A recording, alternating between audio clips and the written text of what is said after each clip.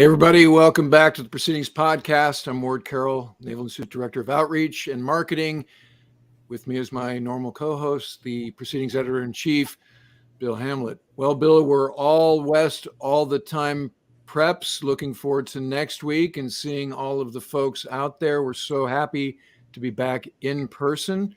Never mind showing our vaccine cards and wearing masks. That's a fine trade-off to be able to be in that great city. The weather looks good on Sunday. I think it's going to get a little cold as the week goes on by San Diego standards, but whatever, 60 something is better than 20 something. But in any case, we're back. San Diego, here we come. Yep. Be a great program.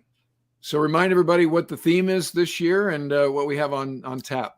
Yeah, the theme this year is, are we investing in the capabilities needed for great power competition fast enough? In other words, we've seen a lot of the Chinese launching their hypersonic missile, and Russia talking about its new exciting long-range nuclear-powered high-speed megaton weapon. And so in the face of those growing adversary capabilities, are the U.S. Sea Services, particularly Navy, Marine Corps, investing quickly enough in the capabilities to counter those adversary capabilities, and also to build a credible offense.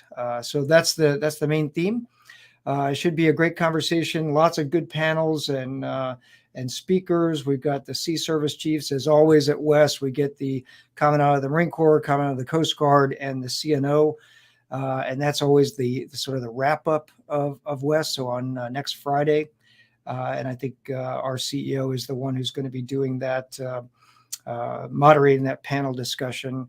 And then in the background, one of the things that's been getting a lot of attention from our staff and in the planning phases is what we call DARE.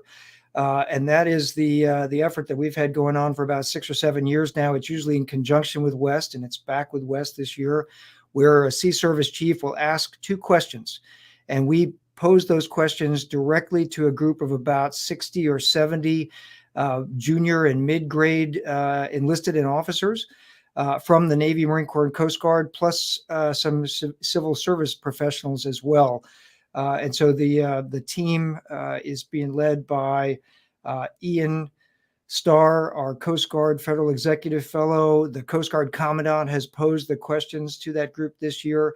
And then on next Friday, when West is wrapped up and that Sea Service Chief panel is done, the Commandant of the Coast Guard will head upstairs to a room at the San Diego Convention Center, and he'll get a debrief directly from those, lieutenants and lieutenant commanders and majors and captains and gunny sergeants and chief petty officers who will have been, ideating on the problems that, that the Commandant needs help with and advice on. So it's always fun to see that debrief where, mid-grade people get to give, advice and answers directly to the 4-star.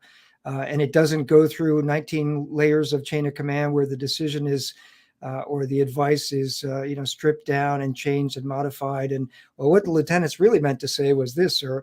No, it's direct. It's, directly from the lieutenants and the enlisted folks straight to the chief of the service. So that'll be, interesting to watch. And Admiral Schultz, the Commandant of the Coast Guard, is just, he's somebody who's impressed us as a guy who really does listen to what junior people have to say. He's thoroughly interested to hear the ideas that come up from the deck plates. So that'll be kind of cool to watch the debrief of the DARE. Yeah, we've had the Commandant on the podcast, and he actually broke the IUU, what was that acronym for their fisheries execution? Illegal, unreported, and unregulated fishing strategy that he came up with. That was one of the episodes. So if you haven't heard that one, check it out. It gives you a good idea of how forward-leaning the Commandant is, and it was great to have him break that news on the podcast. We appreciate that kind of consideration.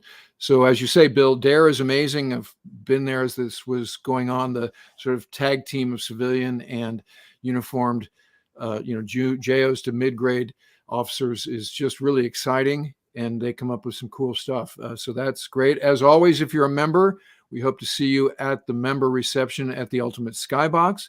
That is on. Is that still, can folks who are listening still register for that? Do we know? I think registration is closed for that because the fire marshals put a certain limit on the number of people we can put into that venue. So I think it is closed. However, if you've not registered for West, if it's just sort of popping up on your screen right now, active duty people and government service employees can attend West for free. West is free if you are active duty.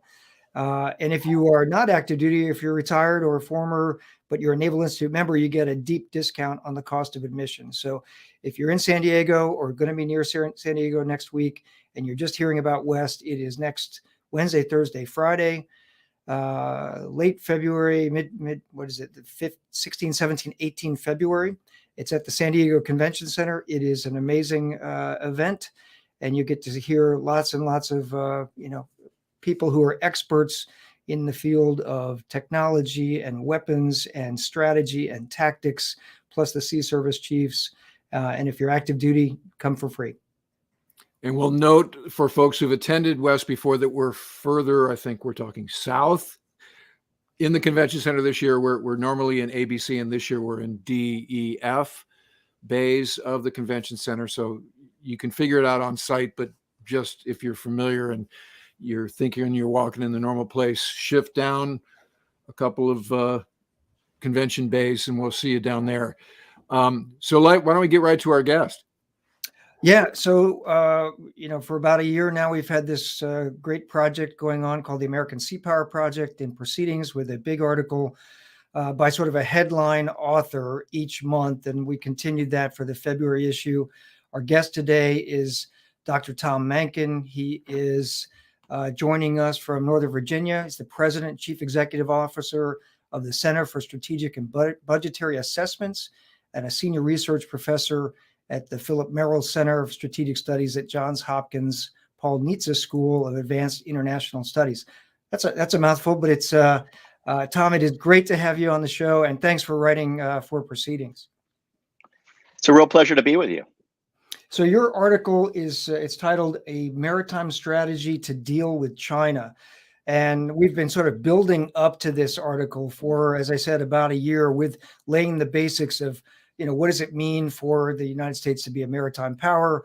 What is a Navy for? Nick Lambert wrote that piece last April. And then over time, we've sort of narrowed and gotten more and more focused on China and the problem that China poses. And now your article is a maritime strategy to deal with China. So just give our listeners a 30,000 foot perspective on your strategy. Well, first, congratulations on the initiative, because I really do think it's outstanding, and it's really an honor to participate in it and to be able to contribute to the discussion. And I think it's a discussion that's vitally needed. We need to be debating and discussing these issues, and so my article is meant to really prompt discussion. And the starting point there is that we really need to ask ourselves, first and foremost, what is it about China that concerns us? What is it about China's rise that worries us? And then next, to think about what we could possibly do to deal with that. So to the first part, I'd say there really are four elements of China's rise that really concern us, whether we think about it in these terms or not. First is China's international activism. So Chinese Communist Party is more engaged internationally than it has been previously. A second part of it is geopolitical, geostrategic. It's not just international activism overall, but it's China's assertion of itself in the maritime littoral. A third dimension is the Chinese leadership's increasing dissatisfaction with the status quo. And then finally, there's a whole basket of issues that I think really come from the fact that China is an authoritarian state. So then the question is, what can we do about it, if anything? And the maritime strategy is I guess most most directly meant to address China's assertiveness in the maritime littoral of Asia, but I think it also could have other effects as well. So, very, very basically stated, it means to take the geography of maritime Asia and use it to our advantage. And when I say our, I mean the United States and our close allies. So to that geographic point, the opening picture, if you will, the opener for the article shows a map of the littoral of Asia with China. It's sort of in the center. And then we've got the first and second island chains drawn on there. And you talk a lot in your article about the types of forces that the U.S. would need, maritime forces, naval forces that we would need arrayed along those two lines, the first and second island chain. So, describe, if you would, a little bit, what is the first island chain for our listeners who haven't maybe heard that or paid a lot of attention to those two terms, the first and second island chain? Yeah, so it's one of these kind of ironies of history. So the Chinese use the term first island chain a lot. Best we can tell, they actually got it from us, meaning that it was actually first coined by American diplomats and then sort of picked up by them. But where we talk about the first island chain, I like to say it's American allies and friends. So you're talking about the chain of islands going all the way from Japan through Taiwan, the Philippines, on down. And I think while we, as Americans, we tend to focus on the maritime geography and of the vast, Pacific, and the distance that separates us from our allies and our interests, and even our territories in the Western Pacific, as seen from Beijing, that first island chain, that archipelago of U.S. allies and friends, really hems them in and really constrains China's access to the broad Pacific. And so one of the elements of the strategy is to make that geographic fact a strategic virtue for the United States and our allies. So you mentioned at the opener a little bit about China's sort of four behaviors that are of concern. Talk a bit about the behavior within that first island chain, which is of great concern to the U.S. and our allies out there now.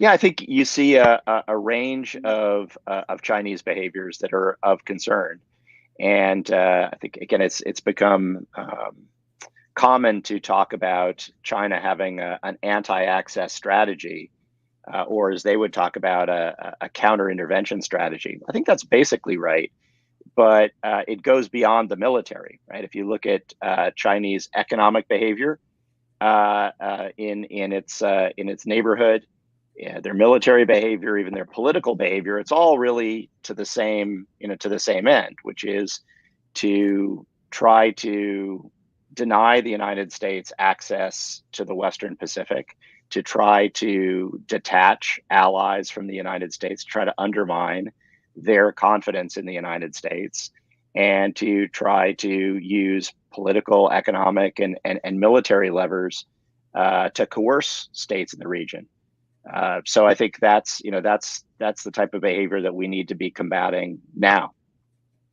And they've laid claim to the entire South China Sea as blue territory. So talk about that a little bit as well. Yeah, China as a continental power kind of views the oceans like a continental power does. As you say, they've staked a claim to large parts of the South China Sea, and they refer to that as blue soil.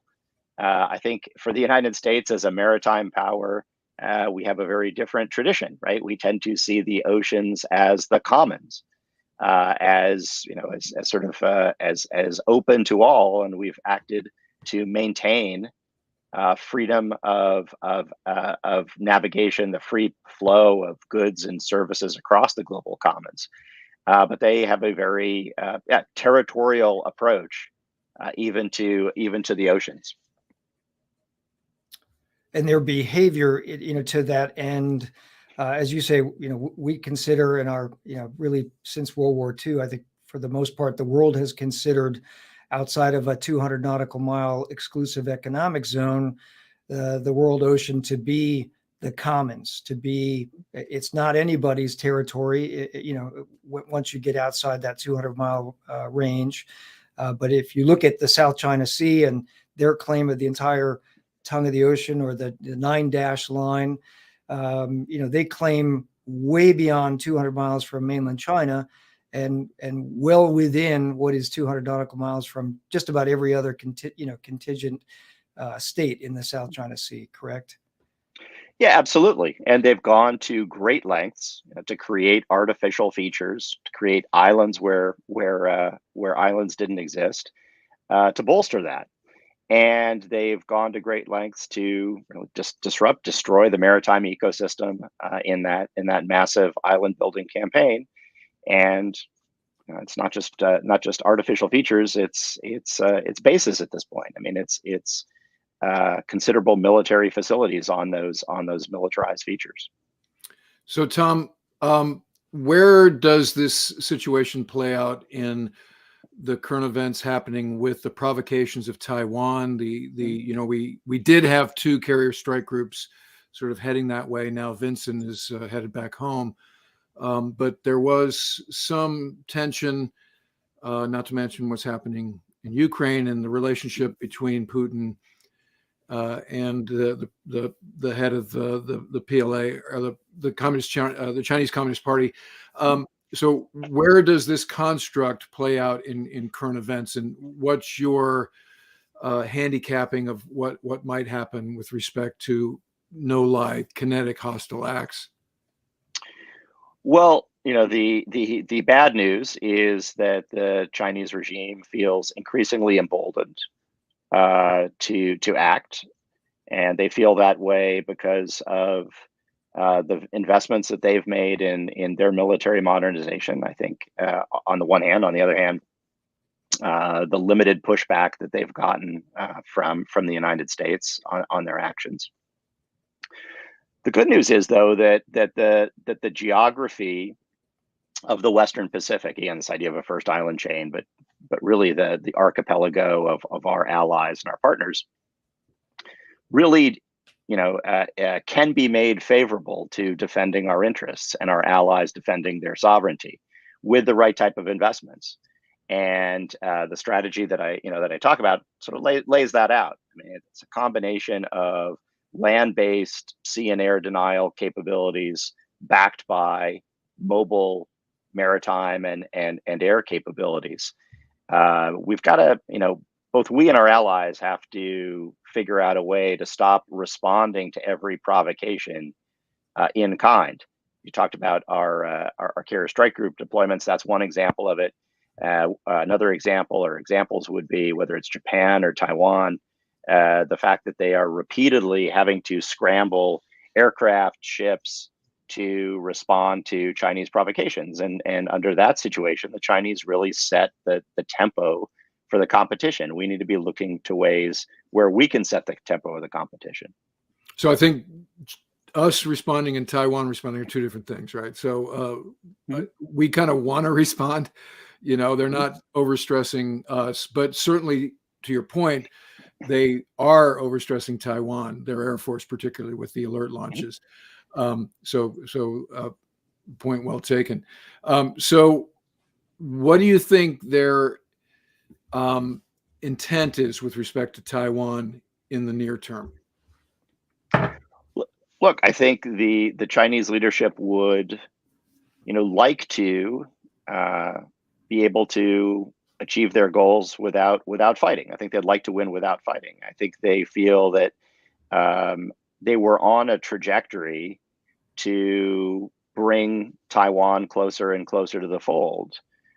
Certainly before China's crackdown on Hong Kong, certainly before political developments on Taiwan, I think made it apparent to the Chinese leadership that was less and less likely.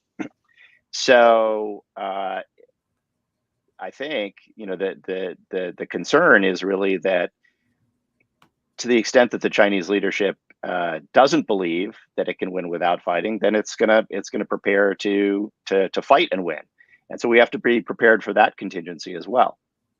So let's bring in one of our viewers' question. Toro Porco, did I say that right? Ask, what tactical role will Japan's Navy play, and how does South Korea factor into this? Well, first, I think Japan has a very powerful Navy. The Japan Self-Defense Force itself overall, of course, the parts of the Japan Self-Defense Force that influence the seas goes beyond the Navy, because it's actually the ground self-defense force that operates Japan's coastal defense cruise missiles, for example. But I think Japan's Navy has an important role to play, first and foremost, to defend Japanese sovereignty, and that should not be underestimated. So if you look at the map, the southwest islands of Japan extend almost to Taiwan, and so the ability of the Japanese Navy to enforce Japanese sovereignty, say, out to 200 nautical miles, would be a very considerable weight on the balance between China and Taiwan. To South Korea, I think that's a great question.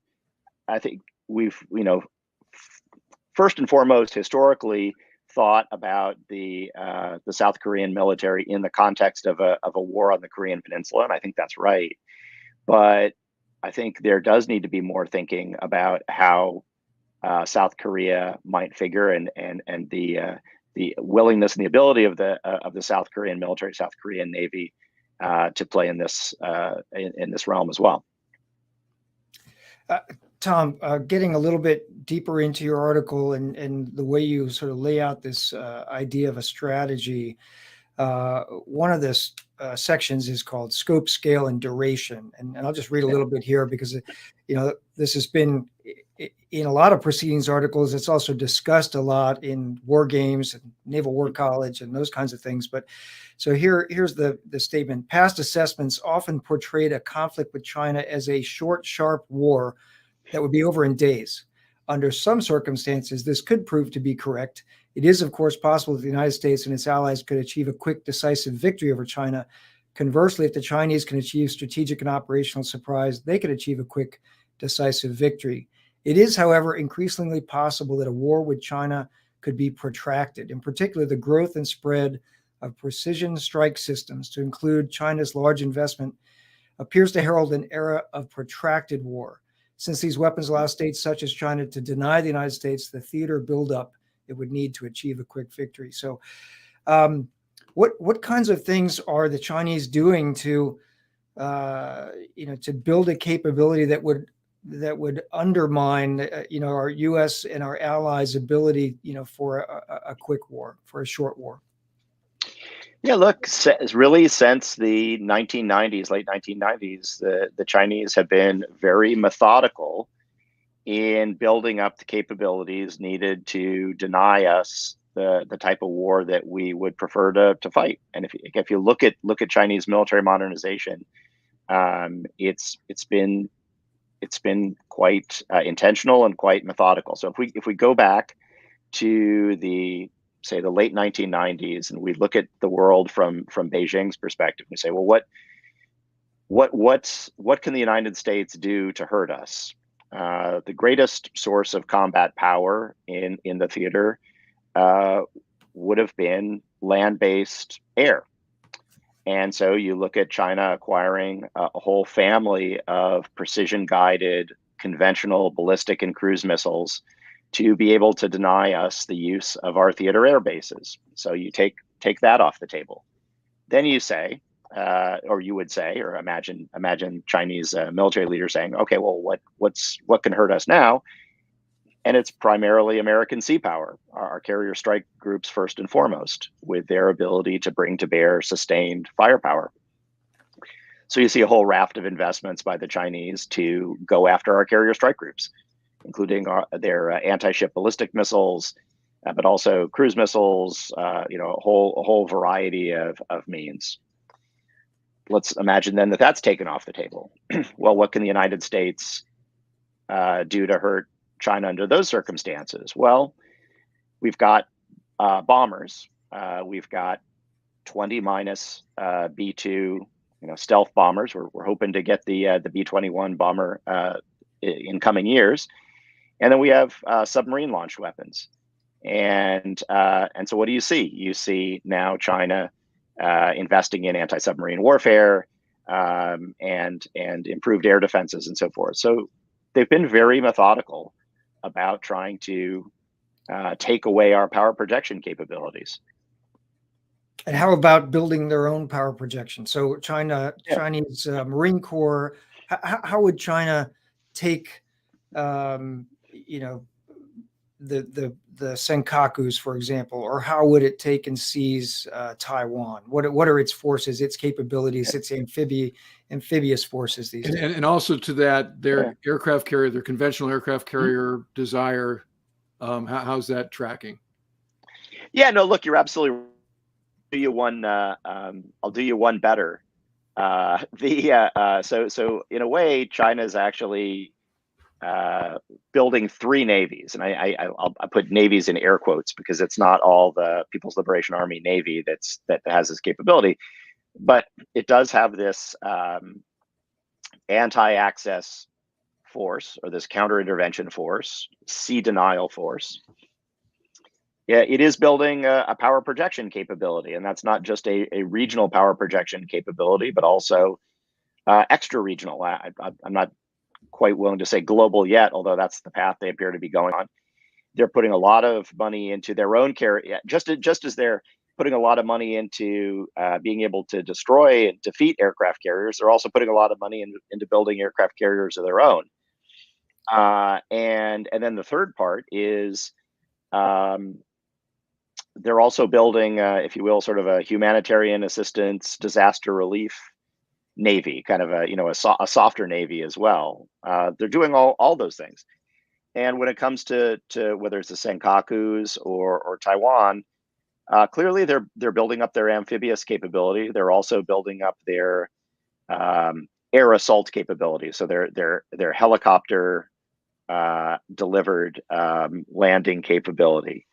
And it's a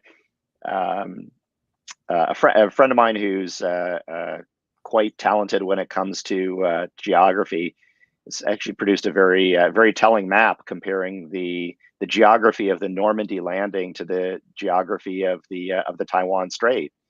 And from one perspective, it's very easy to say, oh well, it's Taiwan Strait is this insurmountable problem. But if you overlay the geography of the Taiwan Strait to to Normandy, the distances aren't all that different. So it would be a huge undertaking, but it's been done before.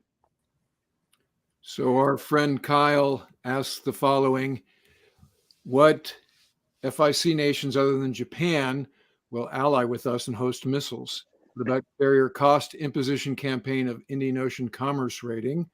What of the DF-26 range out to the, I'm not sure what the SIC is. Second island chain. Yeah. So this issue of hosting missiles. Well, I put it two different ways. So first, a number of our allies, a number of states in the first island chain are acquiring the ability to contest the seas on their own, right? So Japan's a perfect example of it. Japan Ground Self-Defense Force currently deploys land-based sea denial capabilities, and they're modernizing those. Philippines just bought anti-ship missiles from India. So first, you have a number of and Taiwan is acquiring the capability as well. So you have a number of countries that are acquiring that on their own. And then there's the question of U.S. deployments, and I think that's a great topic for discussion with our allies. I think in some cases, allies will want to do things on their own.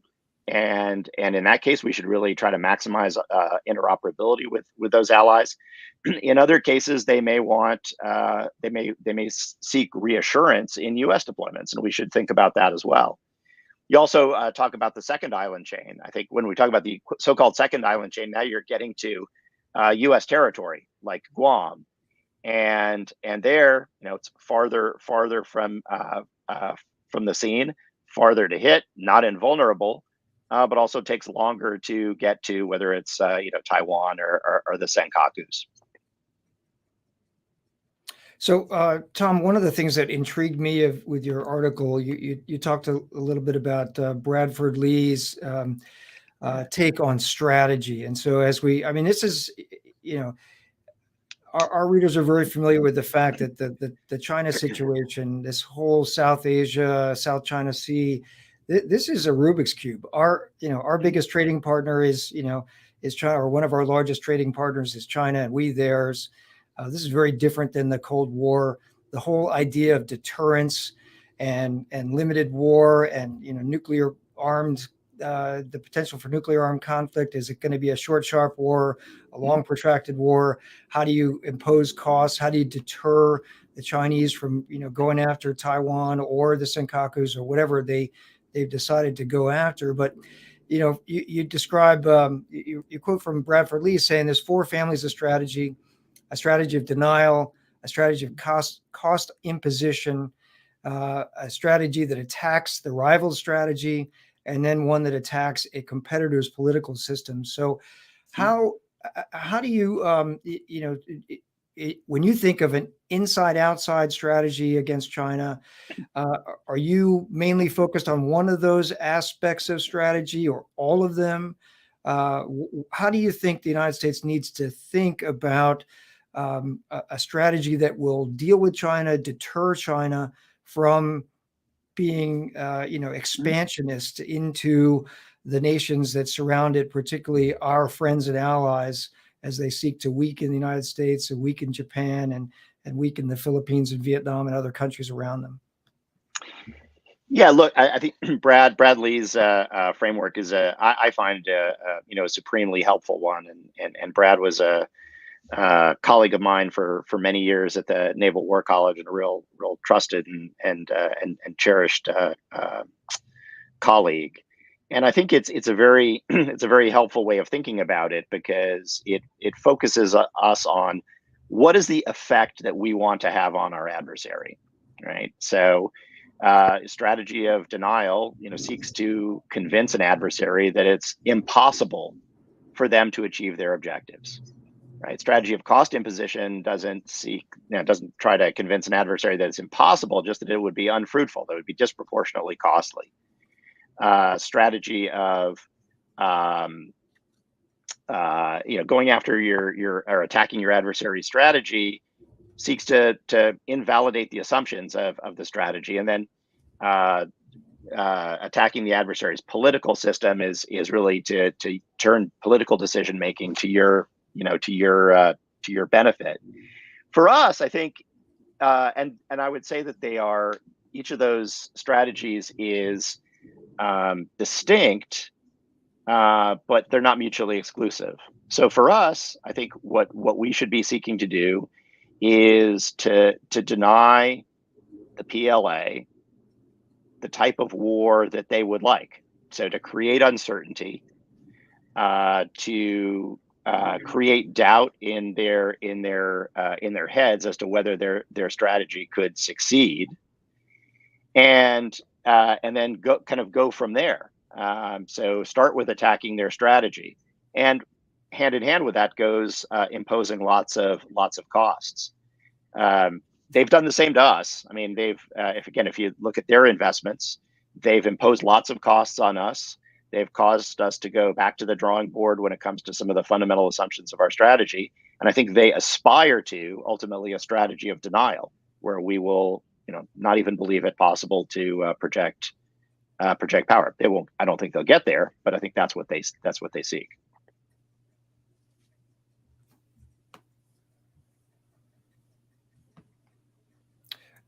So, Tom, let's talk now a little bit about your strategy is, hey, there are forces that you're going to array, that the United States should array along that first island chain, along the second island chain, stand-in forces. General Berger, the Marine Commandant, calls them stand-in forces. What the capabilities that the Marine Corps is starting to develop now. How do those, in your mind, if we're doing that correctly, what do they look like, and how do they sow doubt in Beijing's mind about what they can accomplish, and the realistic capabilities that they've got or don't have? Mhm. Yeah, look, I think you're going to want uh, a variety of forces that are capable of uh, inflicting sea denial, inflicting air denial, conducting anti-submarine warfare, doing ISR, arrayed along the first island chain at various times, various places. They have to be credible, right? They have to draw attention, and they also have to create uncertainty, and I think temporal and geographic uncertainty. I'm not talking about plopping down a big U.S. base, a big juicy target somewhere in the first island chain. I think it's going to be a pattern of deployments, perhaps some rotational basing, perhaps some longer term basing, but with enough capability to create uncertainty, and create uncertainty in the mind of Chinese planners, and of course backed by, if you will, Big Brother, by maritime and air forces capable of conducting sustained operations if it comes to that. So I'll go back a little bit, because Kyle Craig, who asked that question a minute ago, he also put a pretty long comment on the Discuss platform, on our online comments on your article. That was Kyle writes for Proceedings quite often. He's a very thoughtful guy, but he said, why would we even think about going after China military on military in the first island chain, in the Western Pacific? I mean, that's going to be a pretty painful slog, right? And the Chinese have got this capability. They've got significant ISR. It's not going to be impossible for them to find U.S. naval forces and put some of those, DF-21C, D-26, the new hypersonic weapon, anti-ship cruise missiles. They've got some weapons that can reach out and touch us. Why not instead impose costs on China's global maritime capabilities, its shipping, its lifeblood, the lifeblood of its economy, outside of that ring of conflict, if you will? Sure, and to take us back to the beginning of this podcast, I mean, I wrote this to stimulate debate, and so I think this is a debate that we need to be having, right? In my view, though. Yeah, I don't know that we can defend Japan, defend Taiwan, defend our interests in the Western Pacific exclusively through a commerce rating strategy, which by definition takes a long time to have an effect. I don't know that type of a strategy also would be a powerful deterrent, to the type of fait accompli attacks that we're worried about. So I wouldn't dismiss it, but I wouldn't put too much on it. I think that as he said, yeah, it would be a slog. That's absolutely right.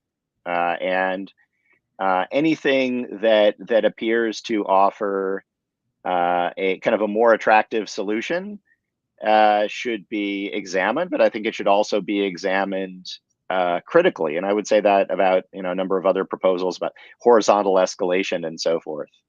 What is the value of the object that the Chinese are seeking, and how can we deny that? But it's a good discussion, and I think we need to be having it. And I certainly hope that a good chunk of it takes place in the pages of Proceedings.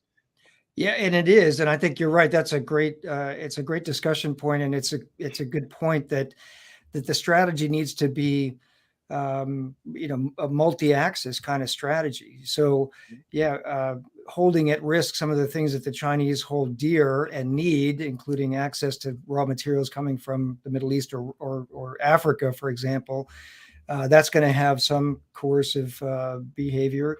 Or deterrent value to it, but you also have to be able to reach out and directly stop them. I think we're seeing that right now with the whole behavior of Russia and Putin around the Ukraine. That the conversation around Nord Stream 2, that gas pipeline with Germany, it's part of the conversation, but nobody's saying that's going to stop Russian tanks, right? So I think absolutely right. Yeah, I think that's a very good point. As we're having this conversation, one of the recent articles and series of articles that have played in proceedings over the last couple of years, and Tal Manville is an author who was the program manager for the Ford class carrier, and the Ford is in the news a lot, and should we be building carriers, and what's the capability, all those things, right? And we talked about an article that Tal has written on the Ford class at our most recent editorial board. And I'm reminded, as I was talking to Tal afterwards, I was reminded that the requirements for the Ford class were laid down in the 1990s. This is 20 something years ago, where our assumptions about where the Navy was going to go, what carrier aviation was going to have to do, revolved around a Middle East scenario and a North Korea scenario. They did not revolve around the potential for war against China in the South China Sea or defending Taiwan. They really didn't, right? And so the assumptions that go into the force planning for the United States, those assumptions take a long time to play out into actually building capabilities that are fielded, that naval professionals and Marines actually bring into the field and can bring to bear against an adversary. So the long way to a question, which is, are we, and this is going to come up next week at West, right? Are we thinking fast enough? Are we adapting quickly enough to the capabilities that the Chinese are fielding, to the strategy that they've developed, and then the capabilities that they're bringing to bear to reach that strategic goal for themselves? Are we moving in the right direction? Are the U.S. Sea Services, the naval forces, are we moving in the right direction to envision and build and field those capabilities that would sort of underwrite your strategy that you've written in this article? Well, and to put a finer point on Bill's question, Tom, is the program of record appropriate for this threat, real and potential? Yeah, look, I mean, so great points. You're absolutely right that the force that we have today, bears kind of geographic imprint of whether it's the late Cold War or the post Cold War period. We do need to move faster, and we need to move with a sense of urgency. But by the same, and we can't imagine that we'll have the time to do all the things that we want to do at the pace that we're used to doing them. So I would say, look, most assuredly, the program of record isn't right. And in dealing with it, I think we need to be thinking about not just modernization, right? So like, what's the next platform after this? We need to be doing that. We also need to be thinking about what we can do now to adapt the forces that we have for the situation that we find ourselves in. Because I think that's always the case that things do change. So building more adaptability into our program and our systems, I think really is vital. So unfortunately, we're running short on time here, but Tom, I'd like you to give you an opportunity just to talk a little bit about what is, at the end of your article, you get to this section called effective deterrence. So what does winning look like? What does it look like if we create the strategy and the capabilities to deter China? What is that? What is Chinese behavior become in the late 2020s and 2030s, so that we're not headed towards war, so that the Thucydides, trap, right, doesn't turn into a trap? Yeah, look, I think so. We do need to think through how the Chinese leadership could respond to to this strategy. A good response, as far as we're concerned, would be a China that doubles down on the Asian continent, that focuses relatively less on the Asian littoral, on maritime Asia, and more on continental Asia. That, to my mind, that would be a good outcome. A China that maybe this is being a little bit hopeful, but a Chinese leadership that buys in a little bit more to the international status quo. That would be a good thing. And a China that focuses more internally than externally, whether that's improving the lives of Chinese citizens, being more responsive to their needs. Again, I think that would be a good thing as well. But it does come back to deterrence, right? More effective deterrence. We get there by creating uncertainty, by raising the prospect of costs, and then hopefully shaping Chinese behavior over time. I like it. So we are sadly out of time. The article is called "A Maritime Strategy to Deal with China." It is in the February issue of Proceedings. Starts on pages 44 and 45. The author is Tom Mahnken. He is the president of the Center for Strategic and Budgetary Assessments here in Washington, D.C. Tom, thanks for your time today, and thanks for writing for Proceedings. Always a pleasure. Pleasure to be with you today. Take care. Thank you, Tom. All right, that wraps another issue of another episode of the Proceedings podcast. Until next week, remember, victory begins at the Naval Institute. And this podcast is brought to you by the members of the Naval Institute. If you're not a member, please go to www.usni.org/join. Have a great week. And we look forward to seeing some of you out in San Diego next week. Go West. All right.